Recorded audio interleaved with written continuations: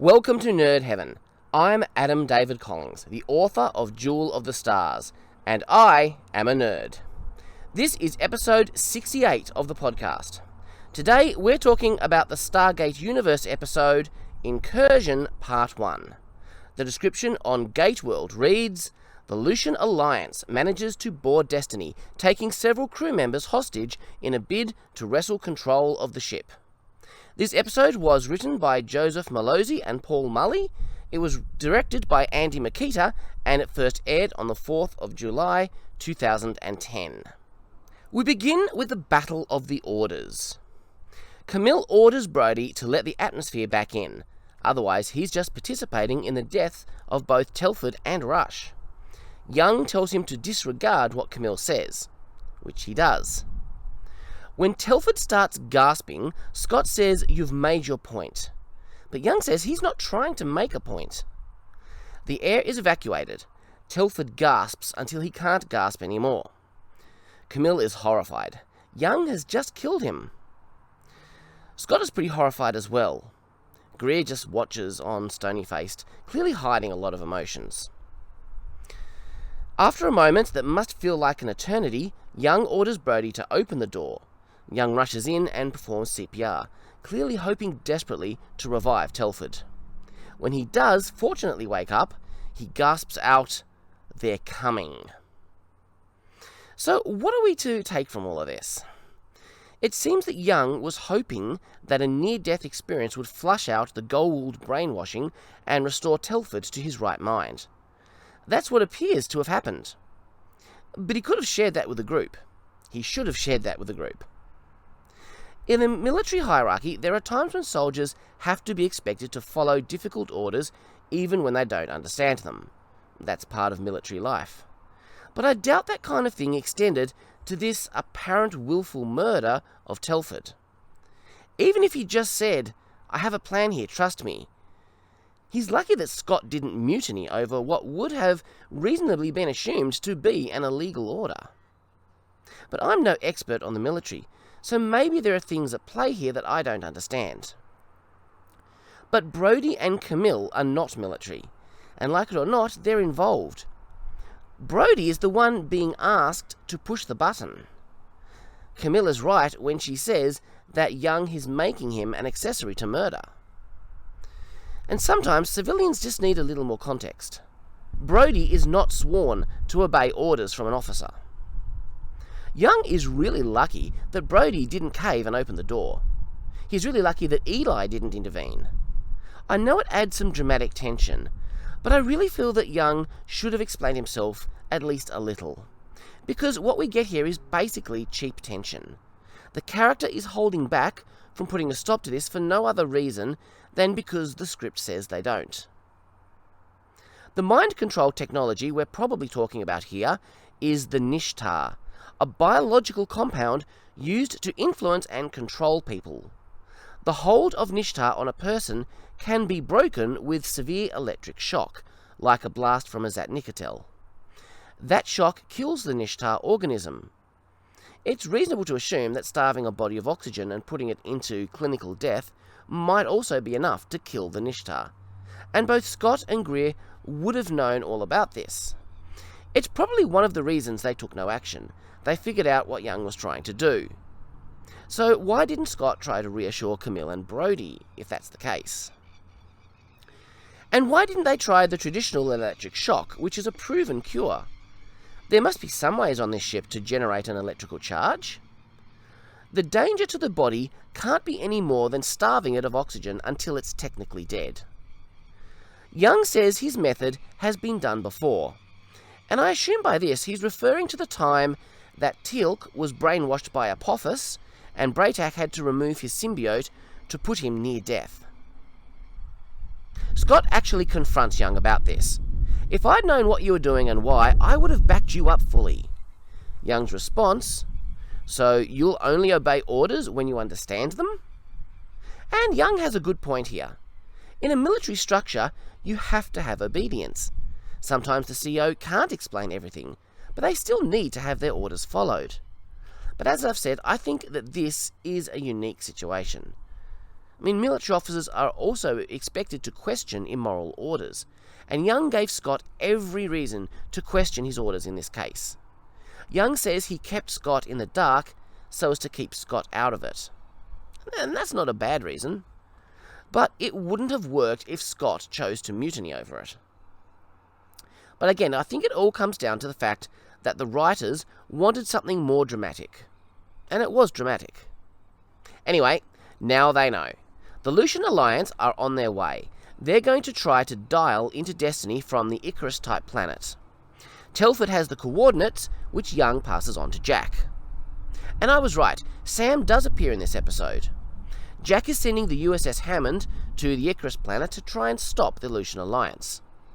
Best case scenario, she stops them, but they can still dial the gate, which means that they can pass on supplies to the crew. It doesn't mean the crew can evacuate back to the Milky Way, because remember, gate travel is one way for matter. The gate room is locked down, along with all the corridors nearby. That just makes good sense. Interestingly, Young and Telford have an opportunity to start fresh. Maybe even rebuild some of their former friendship. Poor Telford is carrying a lot of guilt over the things he did when he was under Lucian Alliance control. Telford wants him to go back to his own body so he can spy on the Lucian Alliance. Young wants him to rest for a while. He just came back from the dead. Or is his real reason that he doesn't yet trust Telford completely? All civilians have been ordered to stay in their quarters, but Young wants TJ to do the same, remain safe for the sake of the child she's carrying. And that makes sense to me. I don't think any real-world military would put a pregnant woman on the front lines of combat. I mean, it's essentially endangering a civilian, right? The baby didn't sign up for duty. Plus, TJ is their only medic, and her skills will be needed once it's all over. If the Alliance breach the ship, Young plans to evacuate the oxygen in the gate room, killing them all. TJ has a real problem with this. I wonder if she's being a little harsh. These people are an invading force, and Young's job is to protect his people. Is there a moral difference whether the invaders die by bullets or by suffocation? The one difference I do see is that being shot would likely be a more merciful death. Gasping for air sounds like a horrible way to go. I wouldn't want to die that way. But again, these people are invaders, and so they're not morally promised an easy, comfortable death. There's a confusing moment back on the Icarus-style planet. At first, I thought Rush was pretending to be Telford, back in his own body, and I thought he had convinced Kiva. But then he says back to work, as though he's still trying to help them dial the gate. So I'm not sure what that was all about. And that's when the Hammond drops out of FTL in orbit of the planet. Sam has confirmed that the planet has large Nequadrian deposits, so it looks like Kiva's plan is solid. I love it when she mentions the pyramid, and Jack says, "A pyramid? That takes me back." It sure does, Jack. It takes us all back too. The complex is shielded, so they can't beam Rush up. They have to launch the 302s to attack instead. Oops. Kiva now has the same escape plan that Rush had back in the pilot. Dial the 9th chevron to get off this planet before they're blown up. Eli is watching the Air Force briefing videos, learning about the Lucian Alliance. Remember the videos hosted by Daniel? So there it is. For the first time since Air, we have 3/4 of SG-1 appearing in an episode of Universe. I wonder, if the show had continued beyond its 2 seasons, would we have ever seen Tilk make an appearance?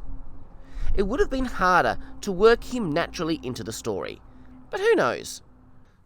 We'll actually see a couple of faces from Atlantis next season. I'm looking forward to that one. There's only one problem with Young's plan. When he vents the air, it'll kill Rush along with the invaders. He could save Rush by severing the stone connection, but that would kill Telford. So now he has a choice. Which man does he save?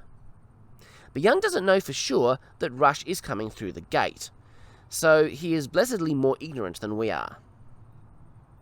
The connection has been established. They've dialed Destiny. Alliance soldiers start going through the gate. A lot of them will be injured. Remember, when you travel that distance through a wormhole, you get thrown out the other side pretty hard. But now Young has seen Telford's body on the gate room camera. He knows Rush is in there. So what does he do? This story is full of hard moral choices. The stone connection is severed. Did Young do it on purpose, or did it just suddenly happen somehow? I assume it was deliberate. It's more valuable having Telford, a trained soldier, in there as a covert man on our side. Assuming that he is on our side.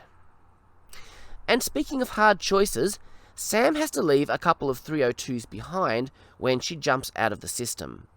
If she had waited for them to dock, everyone on board would have died. Eli and Chloe are supposed to be in their quarters. Eli makes the point that the lab basically is his quarters. I guess it's as safe as any other room. And there might be things that he can do to help here. Now that he knows Kiva brought Rush along, Young isn't going to vent the atmosphere. He's going to do it the hard way, so he won't be sacrificing Telford. Kiva is blaming Telford Rush for shutting down the gate and killing all those who didn't make it through. Telford claims it was Rush just before they switched back. But wasn't the wormhole cut off by the destruction of the pyramid and the gate inside it? Telford is able to convince Kiva who he is by demonstrating knowledge that Rush wouldn't have, and she accepts it. When Eli is able to tell Young that Kiva has some device to open the doors, he orders the air vented, but it's too late. The doors are open. I wonder where they got that tech, and how they knew it would work on Destiny's doors. Rush chooses this moment to be a hero. The ship is under attack. Technically, he should be in his quarters with the other civilians. He's not a fighter. Eli is convinced that it's time to leave the lab and go to the quarters. The fighting is getting close to the lab. They portray this as just as terrifying as it would be for a civilian suddenly about to be caught in a war zone. I sure felt it. TJ chases Rush and ends up getting captured by the Lucian Alliance. Well, crap. And Chloe has been shot. She and Eli are safe in an elevator, but it's not looking good for her. And despite what most movies imply, getting shot in the leg can be just as fatal as any other place in the body. It's not going to be instant death, but if she doesn't get medical help soon, it could be bad. Sam and Jack have a moment. Jack can't tell her if any of the invaders made it to Destiny. He hasn't heard. And given what we know, it'll be a while before anybody has time to check in with the Stones. There's this sense of resignation from the two of them. There's nothing more either of them can do. It's up to the people on Destiny now. Rush confirms that the stone connection was closed the minute he travelled through the gate. Kiva has some hostages now. This has all gone about as bad as it could have. Eli and Chloe are stuck in a random part of the ship that nobody has explored yet. The lifts have been shut down, so they can't get back to more familiar surroundings. Not without walking back the long way, if they can figure out which direction to go. Kiva gives Young two choices. They can turn over the ship to her, but remain on board the ship under Lucian Alliance control, or Kiva will drop them all off on a habitable world. Kiva wants to be here to realise the potential of this ship. Kind of like Rush. Kiva wants to prove her seriousness by killing a hostage, and she chooses TJ. And that's a bad choice. Young will never forgive her if she kills TJ. Telford tries to talk Kiva out of it, saying it'll only force Young's hand. He's playing along, and so far, Kiva still thinks that he's with her. He's still trying to convince Kiva that TJ shouldn't be one of those killed. He says she's a medic. He doesn't tell her that she's carrying Young's baby. Young and Camille have both agreed the time for diplomacy has arrived, and she should be the one to try to negotiate. She proposes a prisoner exchange. Kiva doesn't want to give up her advantage, but Young has only 4, while they have 12. It's time for Rush to play the ultimate pragmatist. They should save those they can, such as the 4, but once they reach the limit of acceptable losses, they should just sacrifice who they have to in order to rid the ship of the invaders. He claims Young has already decided what that number is. it's near impossible that they could win this with no loss of life on their side. Young is offended by this. He's going to save everyone and retake this ship. I agree with Young's sentiment, but can he do it? Or is Rush right? From a practical point of view, he might be. In any case, emotions are running pretty high around here. Rush says he was recently an acceptable loss himself because they didn't pull him out by disconnecting the stones. Young has recognised their advantage. Telford.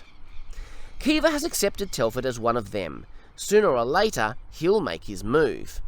Again, assuming he is a good guy now. And there's a nice shot from outside the ship as Eli and Chloe approach a window. There's no active life support in this part of the ship. They have air for now, but no new air is being pumped in. So they've got to get out of here as soon as they can. Young has finally used the stone to report back into Jack. Jack is not happy that this isn't resolved already. Young should have vented the gate room earlier. He basically agrees with Rush, although in a less extreme kind of way. Sam lost those 302 pilots. It was the right call. Sometimes a commander has to sacrifice his own people to save others. Young didn't want to sacrifice Rush and Telford, and now the situation continues. In defense of Young, Rush has unique skills and knowledge. His loss would be devastating to the crew of Destiny. Now, this is the first time Jack has really started to question Young's competence and ability. Young has been questioning his own competence since the beginning, and Jack always backed him up. But now he gives him a stern talking to. Are you up for this, Everett? Because if you're not, somebody will replace you. I appreciate Jack for his competence, but I also appreciate Young as a flawed but well-intentioned character. And Young has noticed something weird. The ship dropped out of FTL because somebody was gating in. But there's no countdown, and Destiny hasn't gone back into FTL. It should have. It did when the original Icarus crew gated in back in Episode 1. There are still a lot of depressurized compartments out in the part of the ship where Eli and Chloe are. It's pretty dangerous. When one of the Lucian Alliance guys tries to break through a door, something weird dissolves his entire body. My first thought is the swarm of little micro-aliens from early in the season. But didn't they all leave the ship to the water planet? Nobody knows what caused this. At least Telford gets the chance to have a quick debrief with Young. Kiva assumes whatever this was is Young's doing, but he's as much in the dark as she is. She's not likely to believe him. When Kiva gives the radio to TJ, Young wisely addresses her as Lieutenant, not TJ. He doesn't want to betray the personal connection between them, which Kiva could exploit. Chloe is starting to give up, but Eli will have none of it. He's going to take care of her. Young has come to the conclusion that Rush and Jack are right. They have to end this, and they have to end it now, even if some of their people die in the process. And with that decision, the episode ends. Speaking in terms of story structure, this decision is a good place for the cliffhanger. A decision like this leads into a goal for the next scene to come, and that will give the next episode a strong beginning. So there you have it, one more to go.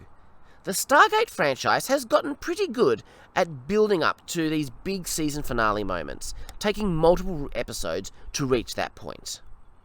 So next time, we'll be talking about the season finale, Incursion Part 2. We're on a wild ride right now, and it's only going to get wilder. Can you believe we've only got one more episode to go for Season 1? It's going to be a big one. Don't forget to give the podcast a review if you haven't. And feel free to check out some of my own science fiction. You can find it all at adamdavidcollings.com/books. Have a great 2 weeks, live long and prosper, make it so.